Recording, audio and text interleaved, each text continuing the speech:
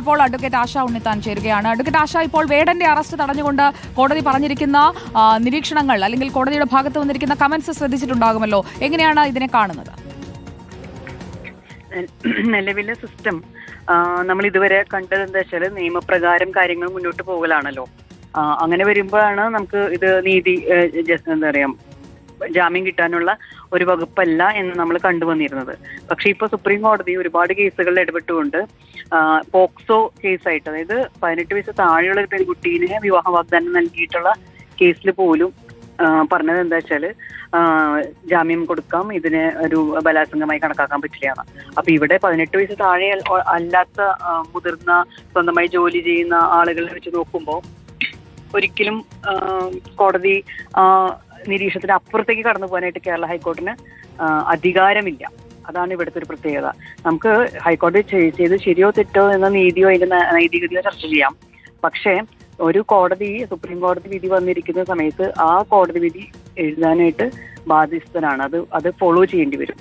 അതുകൊണ്ട് ഹൈക്കോടതിക്ക് ഇങ്ങനെ തന്നെയാണ്. പക്ഷേ ഈ നിരീക്ഷണങ്ങളെ കുറിച്ച് മാത്രമേ നമുക്ക് ഇനി ഇതിൽ പറയാൻ പറ്റുള്ളൂ. ഹൈക്കോടതിക്ക് ജാമ്യം നിഷേധിക്കാം. ഹൈക്കോടതി സുപ്രീം കോടതി ഇങ്ങനെ പറഞ്ഞിരിക്കുന്നു, ടോപ്പ് പ്രസിഡന്റ് ഉണ്ട്, ഞങ്ങൾക്ക് ഇങ്ങനെ ചെയ്യാൻ പറ്റുള്ളൂ എന്ന് പറഞ്ഞാൽ ചെയ്യണമെങ്കിൽ കുഴപ്പമില്ല. ഇവരതിൻ്റെ ഇടയിൽ കുറെ ഓഫ് കമന്റ്സ് പറയുക, അനാവശ്യമായിട്ടുള്ള ചർച്ചകളുണ്ട്. ഇതൊന്നും ജാമ്യം കൊടുക്കുന്ന വേളയിൽ ഒരു കോടതിയുടെ ഉത്തരവാദിത്തമല്ല.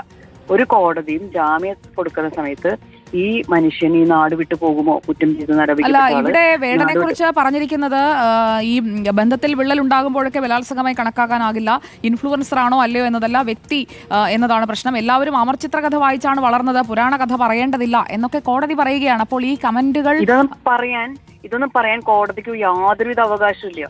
കോടതി അവിടെ നിന്ന് അനാവശ്യമായിട്ടുള്ള പല രീതിയിലുള്ള കമന്റ്സ് പറഞ്ഞ് മാധ്യമ ശ്രദ്ധ അട്രാക്ട് ചെയ്യാണ് ചെയ്യുന്നത്. യഥാർത്ഥത്തിൽ ഇത് നമ്മള് രഹന ഫാത്തിമയുടെ കേസിലും കണ്ടു കഴിഞ്ഞ കാര്യമാണ്.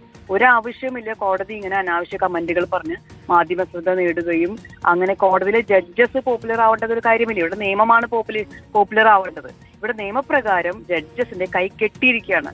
അവർക്ക് വേടന് ജാമ്യം നൽകാൻ അവർ ബാധ്യസ്ഥരാണ്. കാരണം വേടൻ നാട് വിട്ടു പോകില്ല എന്ന് ഉറപ്പ് നൽകുന്നു, എവിഡൻസ് നശിപ്പിക്കില്ല എന്ന് ഉറപ്പ് നൽകുന്നു, അതല്ലെങ്കിൽ ഈ തെളിവ് നൽകേണ്ടുന്ന സാക്ഷികളെയും അതുപോലെ തന്നെ വിക്ടിമിനെയും ഉപദ്രവിക്കില്ല എന്ന് ഉറപ്പ് നൽകി കഴിഞ്ഞാൽ വേടന് ജാമ്യം കിട്ടും. നമ്മുടെ ജയിലുകളിൽ ഇടാൻ സ്ഥലമില്ല. ഇപ്പോൾ ജാമ്യാപേക്ഷയിൽ മുൻകൂർ ജാമ്യത്തിൽ വാദം തുടരും. അതുവരെ അറസ്റ്റ് തടഞ്ഞ തീരുമാനം മാത്രമാണ് ഇന്നിപ്പോൾ വന്നിരിക്കുന്നത്. വിശദമായ വാദം നാളെ തുടരും.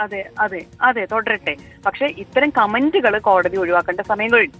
നമ്മളെല്ലാം അനാവശ്യമായിട്ട് കോടതി എന്തോ വലിയ സംഭവമാണ് എന്ന രീതിയിൽ ഇത്തരം കാര്യങ്ങൾ പറഞ്ഞ് നമ്മുടെ അച്ഛനും അമ്മയും ഇരുന്നിട്ട് പറയുന്ന രീതിയിലാണ് കോടതി പറഞ്ഞുകൊണ്ടിരിക്കുന്നത്. അങ്ങനെ പറയേണ്ട കാര്യമില്ല.